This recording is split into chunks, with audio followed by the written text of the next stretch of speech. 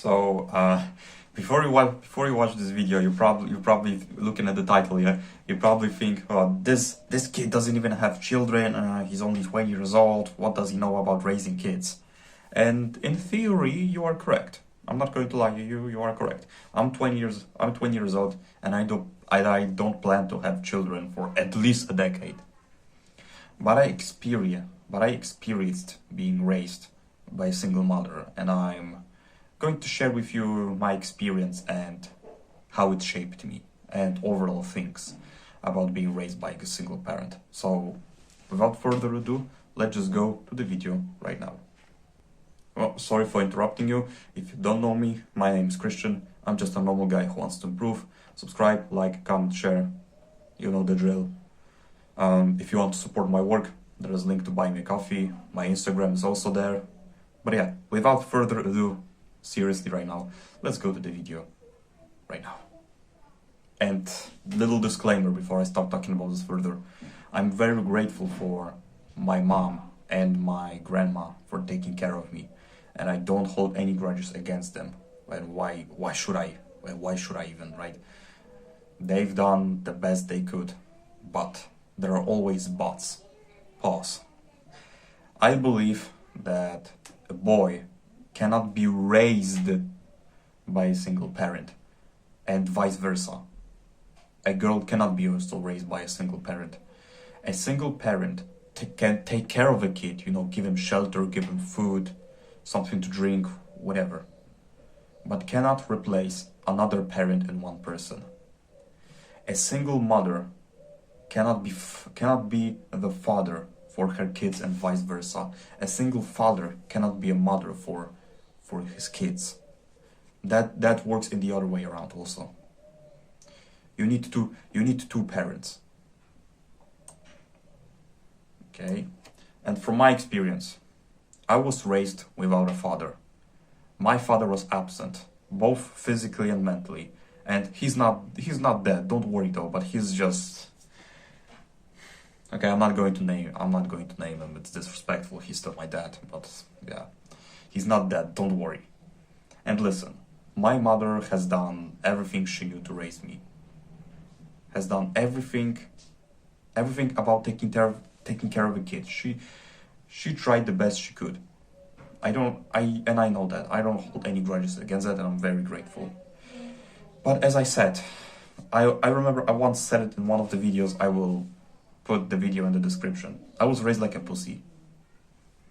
All of the masculine things that a strong masculine father should teach you, and you can have a father in a house, but he can be just a lying potato on the couch, right?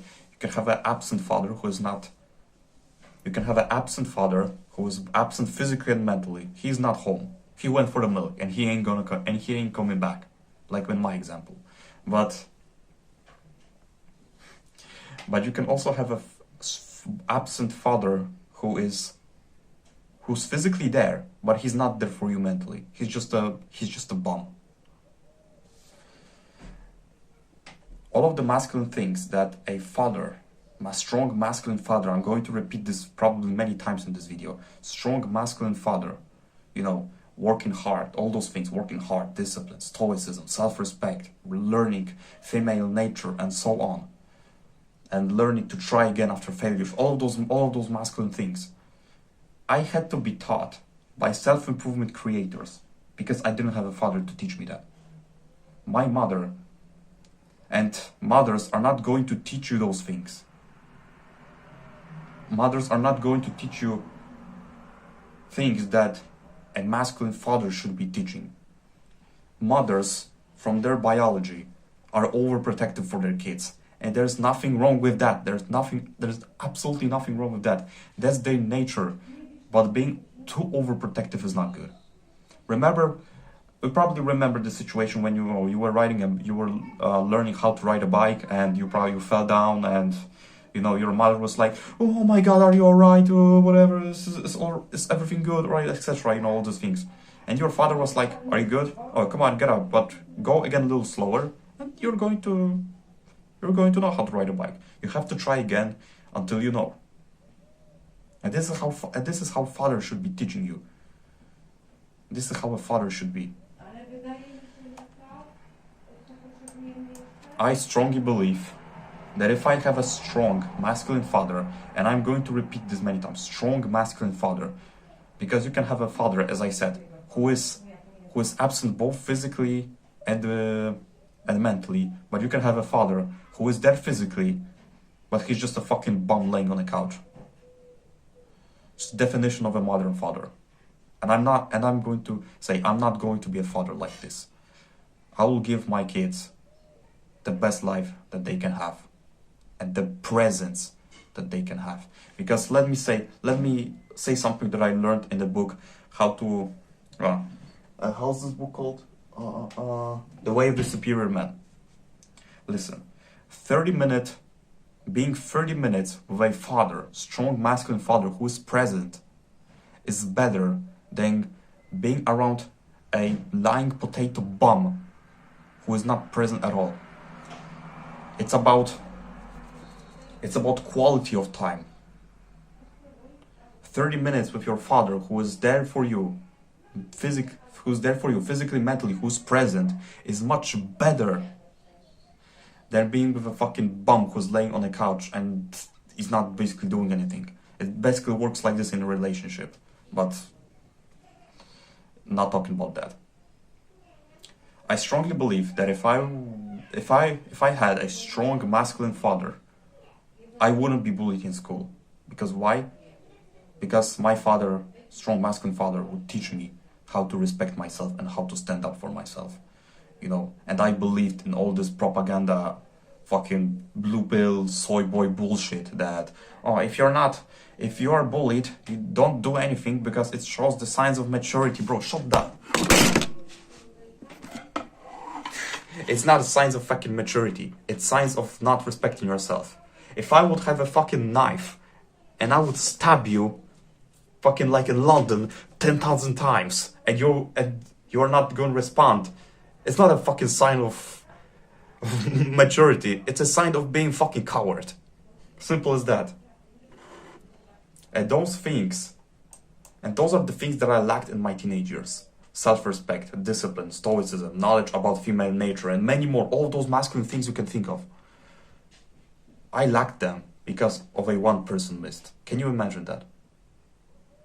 And as I'm growing older, I'm learning all of the things that I mentioned earlier. And it may sound like I'm shitting on the women that took care of me, my grandma and my mother. Absolutely not. I'm grateful for my grandma and my mother, because without them, I wouldn't be here recording this video right now. I don't know where would I be, but listen, let's summarize this video quickly. I was raised like a pussy, and I had to be taught all those masculine things by YouTubers. Fucking not by my father, who was just absent physically and mentally.